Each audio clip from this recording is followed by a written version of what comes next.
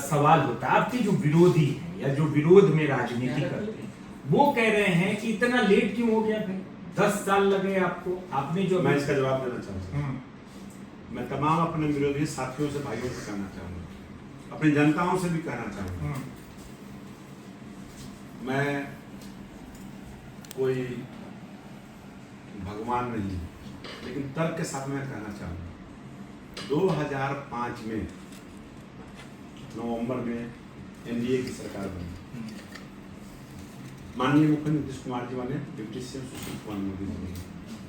दोनों लोगों के कारण, एनडीए के सरकार होने के कारण पूरे बिहार में विकास का गंगा बहना शुरू हो गया। और आई में क्यों नहीं? सवाल यहाँ लाजमी है कि यहाँ उठता है कि उसमें प्रतिनिधि कौन थे, ये जनता को जानना और देखना पड़ेगा। ठीक है, उस व्यक्ति, वहाँ के जो व्यक्ति थे उस समय 32,000 से चुनाव जीते थे, मंत्री बिहार सरकार में बने और बड़ी तेज तर्रार नेता कहलाते थे। उनका सपना था कि अब लालू जीते और शरद जी मरने वाले, इसके बाद मुख्यमंत्री हम ही होंगे।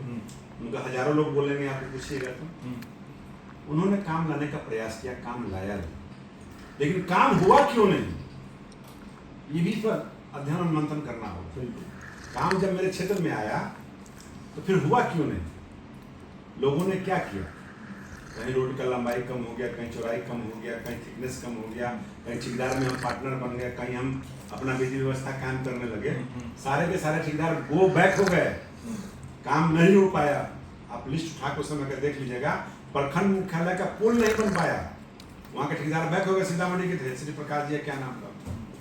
यानी इस तरह से सारे विडम्बनाएं कि हमारा ही काम लाया हुआ है, आपके नाम पर मेरा काम आया है और हम ही उसके विधायक हैं, मैं व्यवस्था लूंगा और हमारे वर्कर ही काम करेंगे और यही उसमें फिर पार्टनर रहूंगा। इस तरह से बंटा धार हुआ, काम नहीं हुआ। 2005 से लेकर के 9 तक वो प्रतिनिधि रहे, वो बड़ा 5 योजना बता दें, लाया हुआ जरूर रहा होगा लेकिन नहीं बन पाया क्योंकि ठेकेदार भाग गया। जब 9 में उपचुनाव हुआ, हम आए, मैं उसमें कुछ नहीं काम किया क्योंकि क्षेत्र का कोई अनुभव नहीं था। हारने के बाद जब हमने क्षेत्र घुमा तो अनुभव हुआ। अनुभव होने के बाद मैंने प्रयास के 10 में जब विधायक बना, हमने सबसे पहले बांध बनवाया, रोड का व्यवस्था किया, पुल पुलिया का व्यवस्था किया, छोटे दर्जनों पुल बने, बड़े पुल दर्जनों बने। मेन रोड जो हमारा और आई बेगना जो पथ था उसमें मेन रोड में 10 बच्चे चली हुआ करता था, सब मुक्त हुआ। किसके टाइम में हुआ? ये ऐसा नहीं मैं बोल रहा हूँ, वो ऑन रिकॉर्ड निकाल के देख ले, ये कब स्टार्ट हुआ, कब समाप्त हुआ, कौन विधायक थे।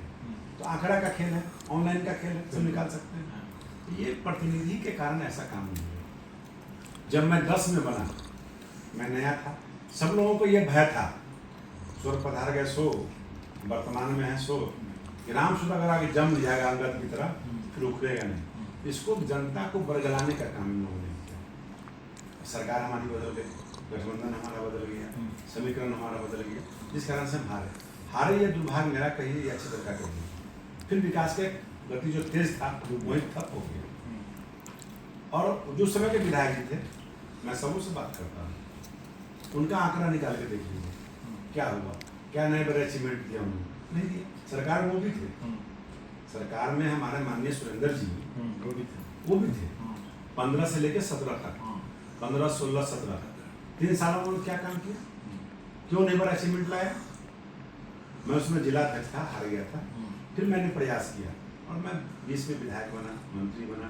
कोरोना काल के कारण काम नहीं हुआ, फिर सरकार से हट गए।